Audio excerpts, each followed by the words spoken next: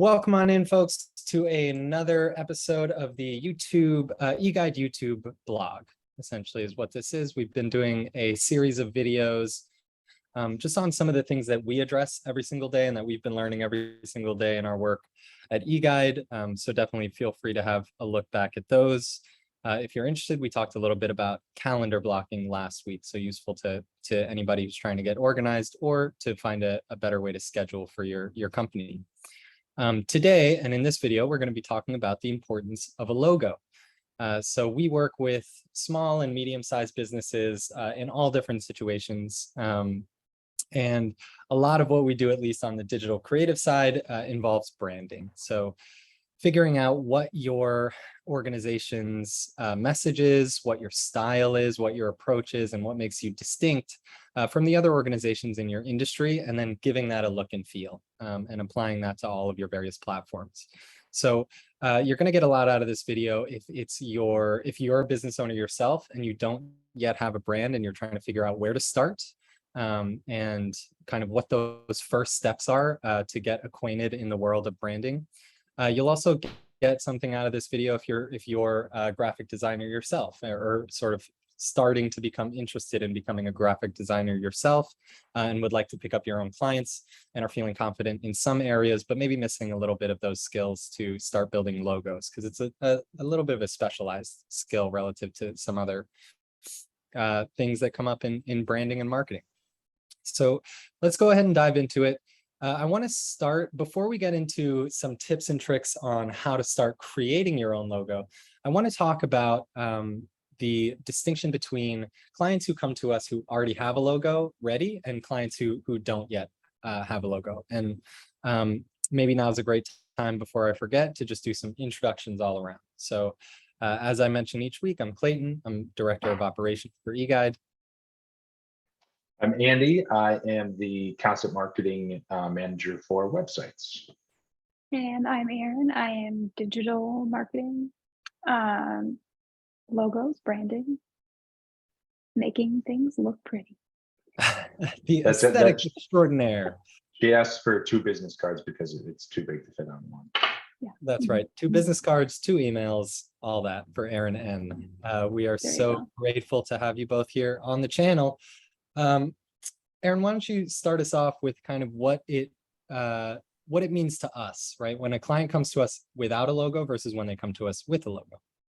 Sure. Yeah. So I'll start out kind of when a client comes to us without a logo. So we want to get to know you, your business, who your target audience is, and who you want to reach with your business. So if you come to us without a logo, you're kind of, we're kind of helping you build from the bottom up. You may have a presence online, but you don't necessarily have that that mark out there that people are going to recognize you by, I guess.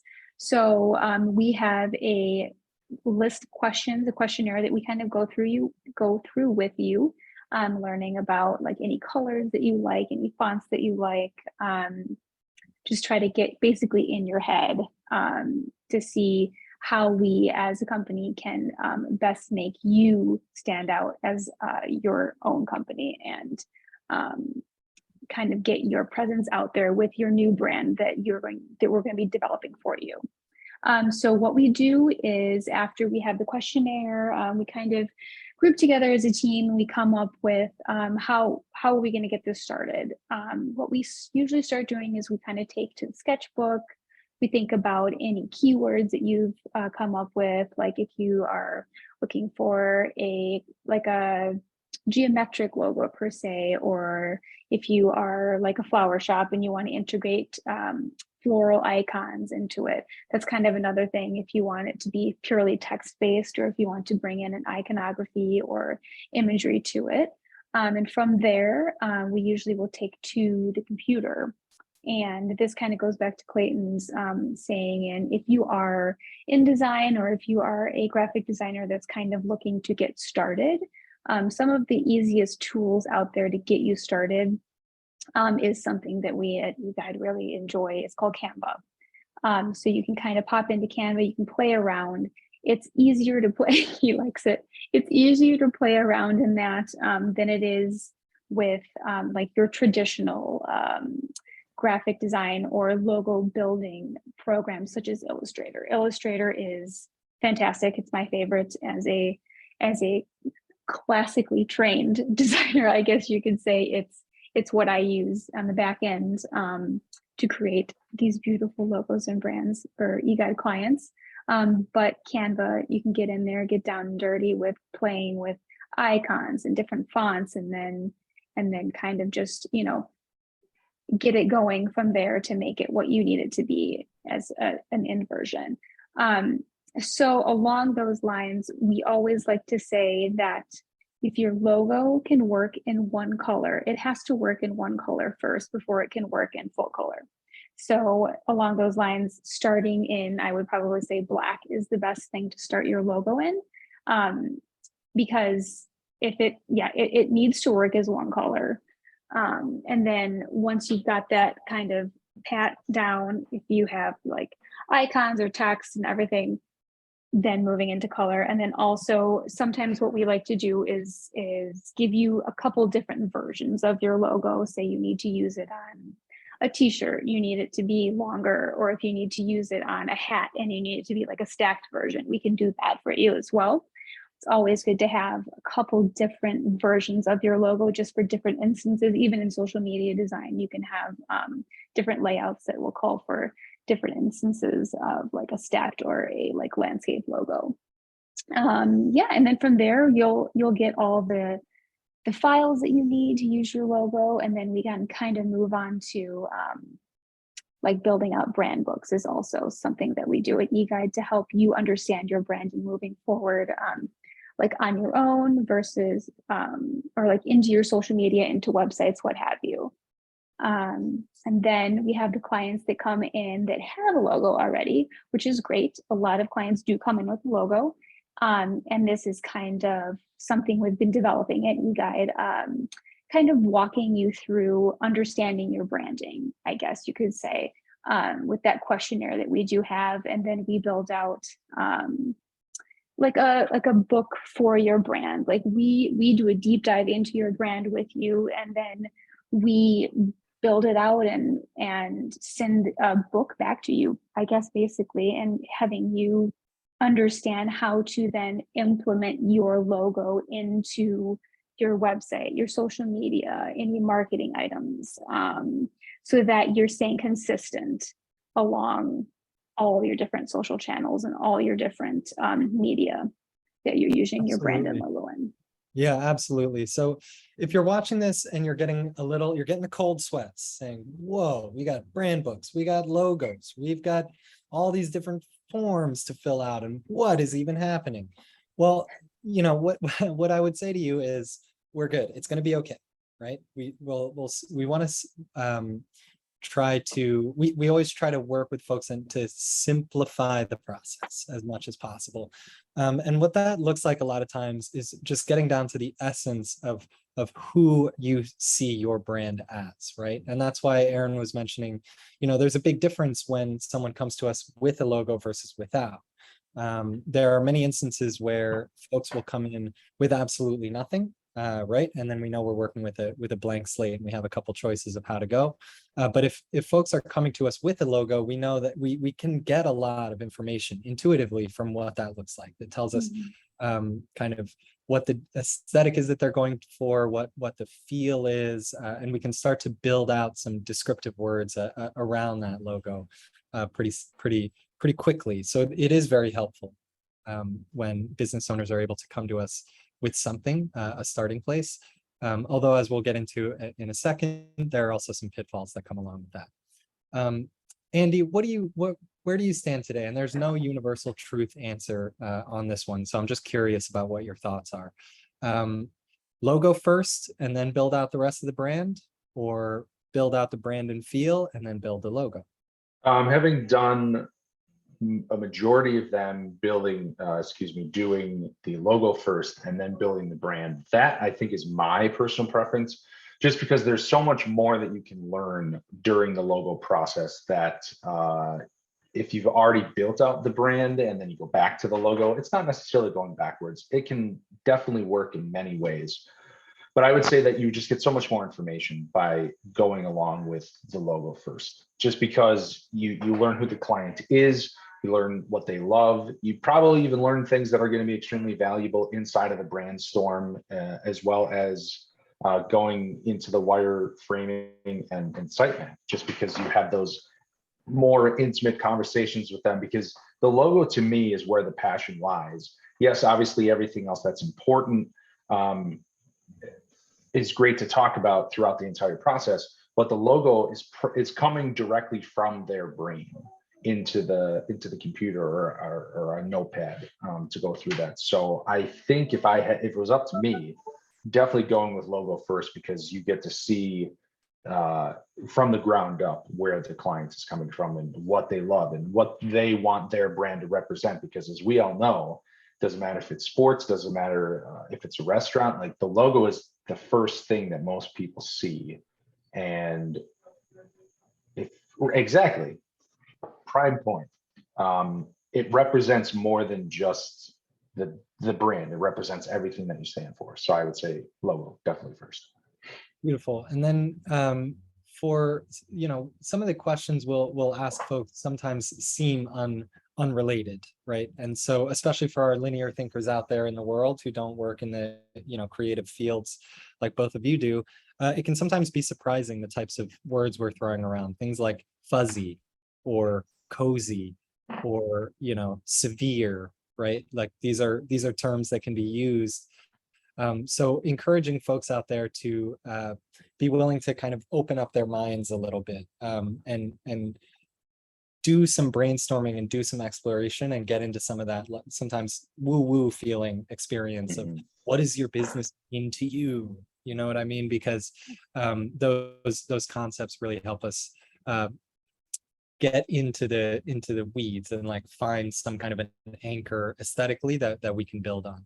It is funny to see, and this will be another episode coming up with talking about the brainstorm process, but it's funny to see someone who comes into the process and you could see when we're, asking the questions, like what does your brand mean to you? What makes your brand different than somebody else's? Like you don't see the wheels churning, but as soon as we get through the process, it starts going faster and faster. And as you get to the end, they're so gung-ho about it. So it's just another important piece in that process, as well as the logo process. Yeah, it's almost like with some of the questions we ask, it almost prompts people to learn more about their own brand than they really ever thought that they knew about it.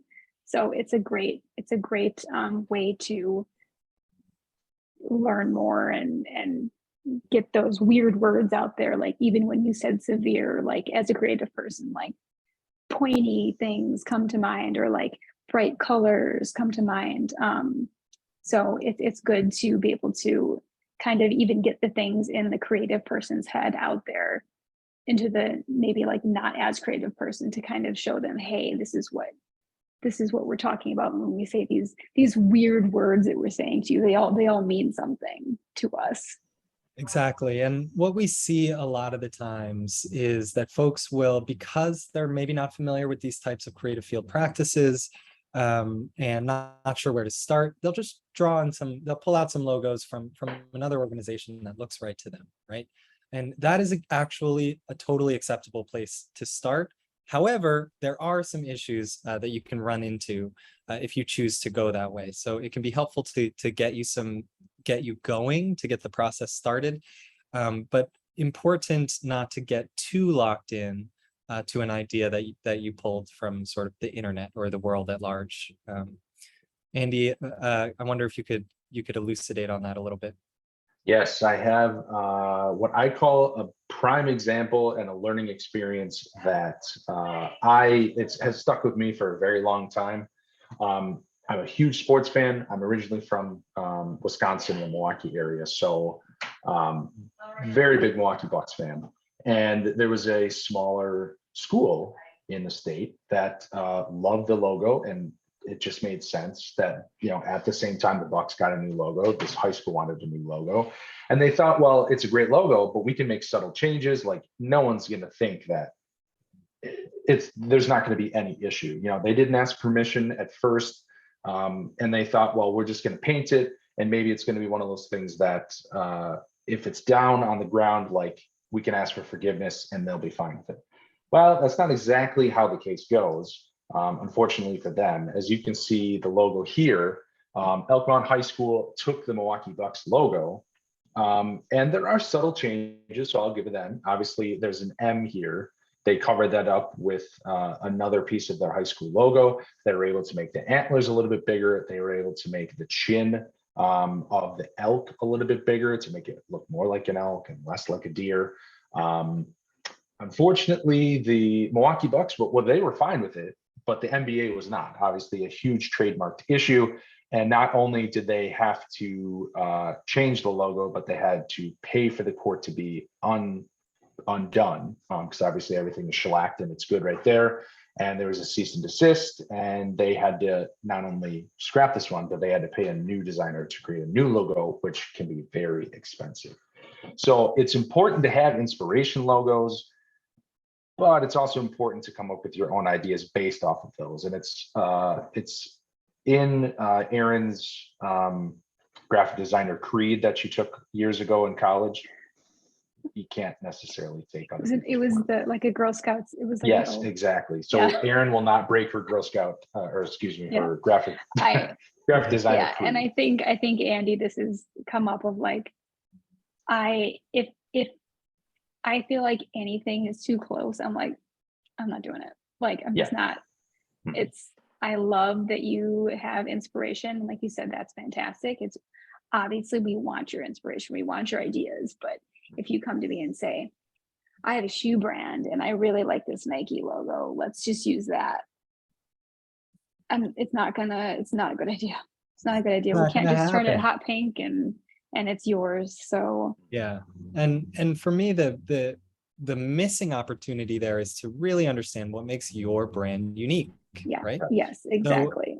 So if you're a business owner and you're not sure, go ahead and grab a logo from another business that you love, and then grab another logo from a second business that you love, and then go ahead and grab a third from a third business that you love, right? What that's going to allow you to do is to go to a graphic designer and say, I love this part of this and that part of that and that part of that. And now we're talking about an original idea all of a sudden. So totally okay, be a remix DJ. That is one way that if you're not feeling confident about these abstract and creative terms, you can still get to an original idea by going with stuff that's already out there. And you can trust that. And you're sending the point that if somebody sees, like the Nike logo is a perfect example. If someone has a shoe logo that is exactly like Nike, they're not going to think of your brand. They're going to think Nike. Or if you have a restaurant logo that's exactly the same as another competitive restaurant, they're going to think, well, oh, that's just a ripoff of this place. So you're giving people an impression of you without necessarily meaning to, and it's probably not going to be a positive one. Yeah. And even if you, by sending or coming up with those few different brands or logos that you like, usually from that we can gauge your style, because 90% of the time the things you're going to be saying to us, they're going to be very similar because you probably have a style that you're looking for. And then off of that, we can then, kind of brainstorm and then create your own unique logo from your inspirations. Exactly. One other note to our business owners out there is consider grabbing just images, right? Think Pinterest boards. So just images that you love. It does not have to make sense to you how they're going to turn into a logo. If you love them and they look like your business to you, then you can trust your creative professional, someone like Erin N, to kind of translate that for you into a logo. I want to loop back as well for anyone watching this video who's getting started with graphic design. As Erin mentioned, check out Canva. Just do it. What are you, crazy? You haven't been on Canva? It's amazing. It's so intuitive and it's so easy. And just start clicking around and just attempt to put some shapes together. And a word of advice I'll give you from experience is logos honestly are harder than they look. So give yourself time, make a bunch of kind of maybe not that great logos and on sort of experimenting on businesses that you know of just for fun on your own time before really getting into it in a client situation so that you can work out some of those kinks. Any other last thoughts here, folks, for either our business owner or our intrepid graphic designer. Don't let frustration keep you from doing what you want to do. That's a big, it's in art. And also my biggest learning thing from working in multiple different places with multiple different bosses, art is subjective. If one person doesn't like it, that doesn't mean it's wrong. That's my thing that I've learned along the many, many years of doing design and art in general. So yeah. Stole my thunder, but yes, I would agree.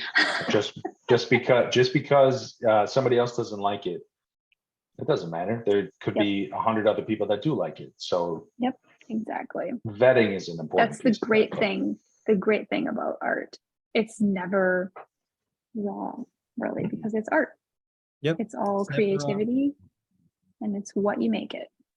Yes, we make it mean something. I'll add as well that if you're getting in there with your first few clients, you don't have to like the logo.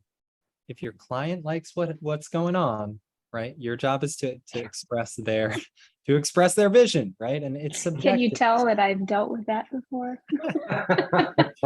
But we're human. You make it look as good as you can, but if your client likes it one way, it's not your brand, it's your client's brand. So that's a big thing to keep in mind as well. That's right. All right, y'all. If you've made it to this point in the video, thank you so much for sticking with us. Stay tuned next week for another video from us. Also, go ahead and check out our blog on our website, eguidetechallies.com. Lots of likewise content coming out over there. And reach out to us if you have any questions about the topics that we're covering on this channel, or even some topics that you think we may be able to speak on that we haven't covered in this channel. Just let us know. We'd love to talk to you either one-to-one or leave a comment below, and maybe we can add that to the list for videos that we'll make in the future. Sounds good. That'll be it for us today. Signing off. Thank you so much. See you next week. Bye.